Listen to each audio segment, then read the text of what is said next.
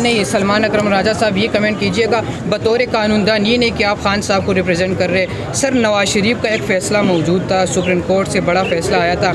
Sir वो airport के ऊपर उतरते पुलिस अफसरान की जानिब से उनको सल्यूट किया जाता है। सर कौम को ज़रा क्लेरिफाई कीजिएगा कानून इस हवाले से क्या कहते हैं अगर कोई मुजरिम है ऑलरेडी। देखिए, नवाज शरीफ साहब को छोड़ देते हैं, लेकिन अगर ये मैं होता या आप होते तो ज़ाहिर ऐसा सलूक ना होता हमारे साथ। तो ये हमारी एक तारीख़ का और हमारे हाल का ये सब कुछ हिस्सा है, हम देख रहे हैं और जो भी नतीजा और रद्द-ए-अमल है वो सामने आएगा। शुक्रिया, थैंक यू।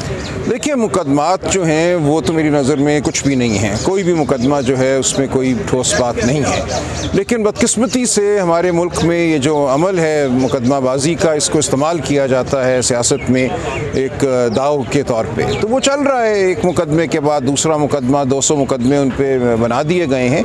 लेकिन आपको पता है जब ये मौसम बदलता है, हालात बदलते हैं तो सब कुछ ख़त्म हो जाता है। तो हम मुकदमात लड़ रहे हैं मुख्तलिफ सतहों पे, ट्रायल कोर्ट में, हाई कोर्ट में, सुप्रीम कोर्ट में भी अब मामला आ रहा है। तो मुझे बहुत उम्मीद है कि ये मुख्तलिफ जो मुकदमात हैं इनमें कानूनी तौर पे तो खान साहब के ख़िलाफ़ कुछ नहीं होगा, लेकिन जो हरबे हैं गैर कानूनी मावराए आइन वो चलते रहेंगे। ये एक सियासी अमल है, उसमें हर एक को मैं समझता हूँ अपना हिस्सा डालना है और एक जो अमल है उसमें गुफ्तगू भी करनी है, अपनी मुज़ाहमत भी करनी है। तो ये चल रहा है अमल। जेल के अंदर जब आप लोग खान साहब से मुलाकात करते हैं उनके बॉडी लैंग्वेज के हवाले से बताइएगा, क्या खान साहब टूटने तो नहीं जा रहे? सर अगर हम कहे कि नहीं वो कैदी तन्हाई में, नहीं देखिए, मैं जितनी बार भी मिला हूँ, उनकी एज सर ज़्यादा हो, नहीं मैं जितनी बार भी मिला हूँ मुझे तो बहुत वो हशाश नज़र आए हैं। उनका हौसला बिल्कुल बहुत बुलंद है, ऐसी कोई बात नहीं है।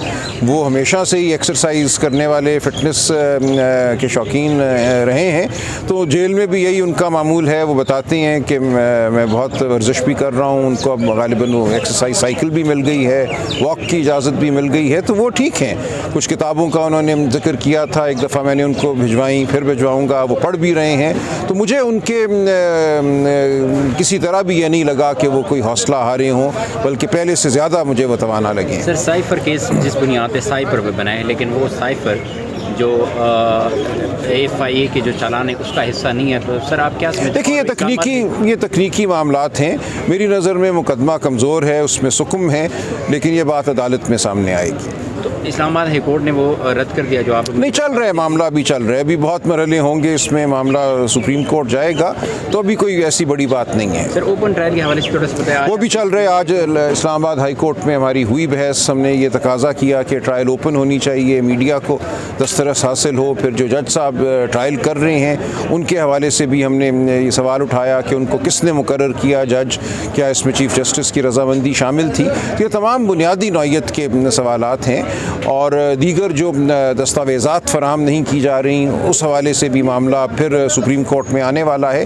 तो ये बहुत से मरहले हैं जो तय करने होंगे और मेरी नज़र में कोई परेशानी की इस वक्त बात नहीं है। सर कौन सी किताब खान साहब ने दोबारा मंगवाई है और कौन को ज़रा सर बताइएगा कौन सी किताबें पढ़ते हैं सर, टॉपिक वगैरह किस हवाले से पढ़ते हैं सियासत की? जी, खान साहब का एक तो है मज़हब से गहरा लगाव है, वो उस हवाले से ज़रूर किताबों का तकाजा करते हैं, लेकिन उससे हट के मैंने उनको सियासियात पे किताबें दी।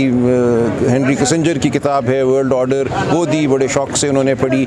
इसी तरह मईशत के हवाले से एक किताब उनको मैंने दी, the narrow corridor, why nations fail, कि क्यों कुछ ममालिक तरक्की करते हैं कुछ नहीं करते।